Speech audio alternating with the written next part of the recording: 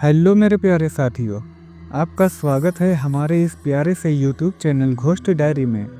आज की कहानी बेहद ही खौफनाक और डरावनी है, जिसमें एक कैमरे का रहस्य छुपा हुआ है। चलिए सीधे अब कहानी पर आते हैं। 12 साल का आरव अपने दादाजी के पुराने ट्रंक में कुछ चीज़ें तलाश रहा था। लकड़ी का वो भारी ट्रंक बरसों से नहीं खोला गया था। धूल और मकड़ी के जालों के बीच उसे एक अजीब सा काला कैमरा मिला, भारी लोहे का, और उस पर एक धुंधली सी पट्टी चिपकी थी। इससे जो दिखे वो जीता नहीं। आरव को ये बात मजाक लगी। उसने कैमरा उठाया, झाड़ा और तुरंत ही क्लिक कर दी एक तस्वीर अपने कुत्ते शेरू की। रात के 2 बजे शेरू की भयानक चीख से घर गूंज उठा। जब सब बाहर दौड़े तो देखा शेरू की आंखें खुली थी, लेकिन वो मरा पड़ा था। ना खून ना चोट, बस आंखों में जैसे डर जमा हुआ हो। दादी कांपते हुए बोली, ये वही कैमरा है जिसे कोई तस्वीर खींचे वो जिंदा नहीं रहता। आरव को यकीन नहीं हुआ, कैसे एक कैमरा किसी को मार सकता है। उसने अपने दोस्त समीर को बुलाया और बात बताई। समीर ने कहा, चलो टेस्ट करते हैं। उसने एक गली के कुत्ते की तस्वीर खींची। अगले दिन अखबार में खबर थी, स्थानीय गली में एक कुत्ता संदिग्ध हालत में मरा पाया गया। मौत का कारण स्पष्ट नहीं है। अब आरव डरने लगा। उसने कैमरे को छुपाने की कोशिश की, लेकिन जैसे ही उसने उसे अलमारी में रखा, कैमरे का शटर अपने आप क्लिक कर गया। आरव की तस्वीर खींच चुकी थी। आरव का चेहरा पीला पड़ गया। समीर ने घबरा कर कहा, तेरी फोटो खींच गई, अब क्या होगा। उन्होंने तुरंत दादाजी की पुरानी डायरी ढूंढनी शुरू की। डायरी में लिखा था, कैमरा एक शापित चीज है। इसे एक अंग्रेज फोटोग्राफर लाया था, जिसने तंत्र मंत्र से आत्माओं को इस कैमरे में कैद किया था। तस्वीर खींचते ही आत्मा शरीर की ऊर्जा खींच लेती है और 24 घंटे में मौत होती है। आरव की तस्वीर रात 8:06 पर खींची गई थी, मतलब उसकी मौत की उल्टी गिनती शुरू हो चुकी थी। रात के 10 बजे आरव के कमरे में बिजली चली गई। कमरा ठंडा होता चला गया। दीवारों पर नमी के साथ साथ धुंधली परछाइयां भरने लगी। आरव को लगा जैसे कोई सांस ले रहा हो। ठीक उसके पीछे वो मुड़ा, कोई नहीं था। फिर उसने आईने में देखा। आईने में उसके पीछे एक काली परछाई पड़ी थी, बिना आंखों वाली, सिर्फ एक स्याह चेहरा। वो चिल्लाया, मम्मी मम्मी, लेकिन आवाज उसके गले में ही अटक गई। समीर और आरव ने तय किया कि उस कैमरे को नष्ट कर देंगे। वो कैमरा लेकर सुनसान कब्रिस्तान गए, जहां दादाजी की डायरी में लिखा था कि कैमरे को आग में जलाना ही एकमात्र उपाय है। लेकिन जैसे ही उन्होंने कैमरे को आग में फेंका, फ्लैश एक और तस्वीर क्लिक कर गया। इस बार समीर वही जमीन पर गिर पड़ा। उसका शरीर ठंडा और बेजान हो चुका था। आरव की चीखें कब्रिस्तान में गूंज उठी। आरव अब समझ चुका था, कैमरा सिर्फ तस्वीर नहीं खींचता, ये मौत को पकड़ता है। उसने कैमरे को उठाया और अपने स्कूल की पुरानी लाइब्रेरी में जाकर उसे भूतिया तहखाने में बंद कर दिया, जहां वर्षों से कोई नहीं गया था। लेकिन अब एक नई मुसीबत थी। उसकी अपनी तस्वीर अभी भी कैमरे के अंदर थी और मौत अब उसके और करीब थी। रात के 2 बज चुके थे। घर की खिड़कियां अपने आप खुलने लगी। दरवाजे पर दस्तक, ठक ठक ठक। माँ बाप सोए थे, पर आरव को नींद नहीं आ रही थी। उसने दरवाज़ा खोला, बाहर कोई नहीं था।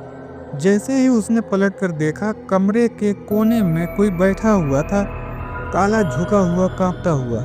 और फिर वो परछाई धीरे धीरे उसकी तरफ बढ़ने लगी। आरव के पैरों से जमीन खिसक गई। वो परछाई अब पाक दिख रही थी, लंबा कद, झुकी रीढ़ और चेहरा जैसे जल चुका हो। उसकी आंखों की जगह सिर्फ 2 काली गहराइयां थीं और वो कुछ बड़बड़ा रही थी। तुम्हारी तस्वीर खींच चुकी है, अब तुम मुझसे बच नहीं सकते। आरव कांपते हुए पीछे हटा, पर तभी उसके कमरे की सारी लाइटें बंद हो गईं। अब पूरा घर अंधेरे में डूब चुका था। उसे सिर्फ एक हल्की सी कैमरे की फ्लैश जैसी चमक दिख रही थी। हर 5 सेकंड में एक झपक, जैसे कोई उसकी तस्वीरें लगातार ले रहा हो। आरव ने घबरा कर टार्च जलाने की कोशिश की, पर उसकी टार्च से भी कोई आवाज़ नहीं आई। अब उसे समझ आ गया, कैमरा उसके आसपास ही है और हर क्लिक उसकी ज़िंदगी के पल कम कर रहा है। अब रात के 7:55 हो चुके थे, बस 11 मिनट बचे थे। आरव ने एक आखिरी उम्मीद देखी। दादाजी की डायरी ने एक लाइन, जिस आत्मा ने तस्वीर ली हो उसकी तस्वीर अगर उसी कैमरे से ली जाए तो वो बच जाती है, लेकिन ये जोखिम भरा है। आत्मा को सामने लाना पड़ेगा। आरव तुरंत तहखाने की तरफ भागा, उसी स्कूल की पुरानी लाइब्रेरी के पीछे जहाँ कैमरा उसने बंद किया था। वहाँ अंधेरा और सन्नाटा था, लेकिन जैसे ही उसने उस लोहे का दरवाज़ा खोला, वो परछाई वही खड़ी थी। तू मुझे क्यों नहीं छोड़ता? आरव चिल्लाया। आत्मा की खौफनाक आवाज़ गूंज, जिसने मेरी तस्वीर ली थी वो मर गया। अब मैं हर तस्वीर में जीता हूँ और हर तस्वीर में मरता हूँ। आरव कांपते हुए बोला, अगर तू चाहता है कि मैं तेरी तस्वीर खींचूं तो सामने आ एक बार। परछाई धीरे धीरे सामने आई। उसका चेहरा अब और साफ था, पिघली हुई त्वचा, गला कटा हुआ और सीने पर कैमरे की पट्टी चिपकी हुई। आरव ने हिम्मत करके कैमरे की तरफ हाथ बढ़ाया, लेकिन कैमरा अपने आप हवा में उठ गया और अब वो परछाई के पास जा चुका था। आरव ने पूरा जोर लगाकर कैमरे की तरफ छलांग मारी और तुरंत शटर दबा दिया। कैमरे की फ्लैश गूंजी और पूरा तहखाना रोशनी से भर गया। परछाई की चीख इतनी जोरदार थी कि खिड़कियां चटक गई। वो तड़पती रही, जलती रही और फिर जैसे वो धुआं बनकर कैमरे के अंदर समा गई। पूरा तहखाना शांत। आरव जमीन पर गिर चुका था। उसकी सांसें तेज थीं। उसने अपनी घड़ी देखी, 8:06। उसकी मौत का समय, लेकिन वो अब भी जिंदा था। आरव ने कैमरे को एक लोहे के बॉक्स में बंद किया था, उसे जंजीर से लपेटा और स्कूल के पुराने कुएं में फेंक दिया। पर जब कैमरा पानी में गिरा तो एक आखिरी आवाज आई, क्लिक, और पानी में एक चेहरा उभरा, आरव का। कैमरे को कुएं में फेंके अब 3 दिन बीत चुके थे। आरव ने खुद को समझा लिया था कि शायद अब सब ठीक है, शायद मौत की वो परछाई अब गायब हो चुकी है। लेकिन तीसरी रात को कुछ ऐसा हुआ जिसने उसकी रूह तक को जमा दिया। रात 3:33 पर आरव की खिड़की अपने आप खुल गई। ठंडी हवा के साथ एक सांवली सी चिट्ठी उसके तकिए पर आ गिरी। उसने कांपते हाथों से चिट्ठी खोली। चिट्ठी पर कुछ लिखा नहीं था, बस एक तस्वीर चिपकी हुई थी। तस्वीर में दिख रहा था वही कुआं, लेकिन उसके सामने खड़ा था आरव मरा हुआ। अब आरव ने महसूस किया कि कैमरा खत्म नहीं हुआ, बल्कि अब वो भविष्य दिखाने लगा था। पर यह भविष्य टालना नामुमकिन था। दादी ने कहा, ये कोई आम आत्मा नहीं है, ये वो है जो तस्वीर के जरिए किस्मत बदलती है। ये चित्र भक्षी है, वो आत्मा जो तस्वीरों में लोगों की मौत चुनती है। आरव को समझ आया कि उसकी तस्वीर फिर से खींची गई है। अब मौत दोबारा उसके पीछे है, लेकिन इस बार वो खुद को बचाने नहीं, बल्कि कैमरे को हमेशा के लिए खत्म करने निकला। दादाजी की किताबों में एक गुप्त चैप्टर मिला जिसमें कैमरे की आत्मा की असली कहानी लिखी थी। ये कहानी है सन 1901 की। एक अंग्रेज फोटोग्राफर थॉमस ग्रेगोरी भारत आया था। उसने मृत्यु के बाद की तस्वीर लेने का जुनून था। उसने एक तांत्रिक से मिलकर आत्माओं को कैमरे में कैद करना सीखा, पर खुद की मौत ही हो गई। कैमरे ने उसे ही खा लिया। अब हर खींची तस्वीर एक आत्मा की भूख बन गई। वो आत्मा अब कैमरे में नहीं, कैमरा ही वो आत्मा है। और वो अब आरव की आत्मा को हर हाल में। आरव ने सोचा वो खुद जाकर उस कुएं से कैमरा निकाल लेगा और उसे काले मंदिर की चिमनी में जला देगा, जहाँ सिर्फ शापित आत्माएं ही खत्म हो सकती हैं। रात के अंधेरे में वो उसी पुराने स्कूल के पीछे बने कुएं पर पहुंचा।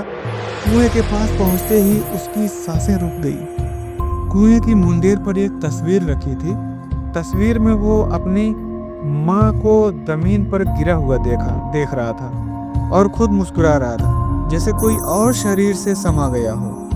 आरव के हाथ से तस्वीर गिर गई। उसने गले से आवाज निकाली, ये क्या है? मैं ऐसा क्यों करूं? तभी कुएं के अंदर से हंसी की गूंज आई। तू नहीं रहा आरव। अगली तस्वीर खींची जा चुकी है, अब बारी तेरे अपनों की है। आरव का चेहरा स्याह पड़ चुका था। उसकी आंखों में डर नहीं, अब एक अजीब सी ठंडक थी, जैसे उसमें कोई और समा चुका हो। उसने तस्वीर उठाई जिसमें उसकी मां मरी पड़ी थी और खुद वो मुस्कुरा रहा था, और वो मुस्कुराया ठीक वैसा ही जैसे तस्वीर में था। चित्रभक्षी अब आरव के शरीर में समा चुका था। आरव घर लौटा। माँ दरवाजे पर थी। उसके चेहरे पर चिंता थी, लेकिन जैसे ही उसने बेटे की आंखों में देखा, कुछ तो बदल गया था। आरव। हाँ माँ। उसकी आवाज़ अब भारी और अजीब थी। माँ समझ गई, ये मेरा बेटा नहीं है। वो तुरंत दादाजी की अंतिम चिट्ठी की तरफ दौड़ी जिसमें एक लाइन लिखी थी, चित्रभक्षी को केवल उसके ही कैमरे से ली गई तस्वीर और जलती अग्नि खत्म कर सकती है। माँ ने वो कैमरा ढूंढ लिया जो कुएं से बाहर फेंका गया था। उसे तेल में डुबोया और जलती अगरबत्ती से आग लगा दी। लेकिन तभी आरव, जिसके अंदर चित्रभक्षी था, दहाड़ते हुए सामने आ गया। अगर तू कैमरे को जलाया तो तेरा बेटा हमेशा के लिए खत्म हो जाएगा। माँ कांपी। उसकी आंखों में आंसू थे, लेकिन उसने आग बढ़ा दी। कैमरे ने चिल्लाकर एक आखिरी तस्वीर क्लिक की। कैमरे के साथ ही आरव जमीन पर गिर पड़ा। घर की दीवारें कांप उठी, लाइट फट गई और एक भयानक चीख हर कोने में गूंज उठी। फ्लैश बंद हो गई, सब कुछ शांत हो गया। माँ भागी और बेटे को गोद में उठाया। आरव ने धीरे से आँख खोली। वो मुस्कुराया, माँ मैं वापस आ गया। माँ ने कैमरे की राख को उसी पुराने काले मंदिर की चिमनी में डाल दिया, पर आज भी कभी कभी रात को उन्हें कैमरे के शटर की आवाज़ सुनाई देती है। और तब खिड़की पर एक तस्वीर गिरती है जिसमें कोई मरा होता है। कैमरे को तो जला दिया गया, लेकिन उसकी आखिरी तस्वीर अभी भी किसी के नाम है। धन्यवाद मेरे प्यारे साथियों।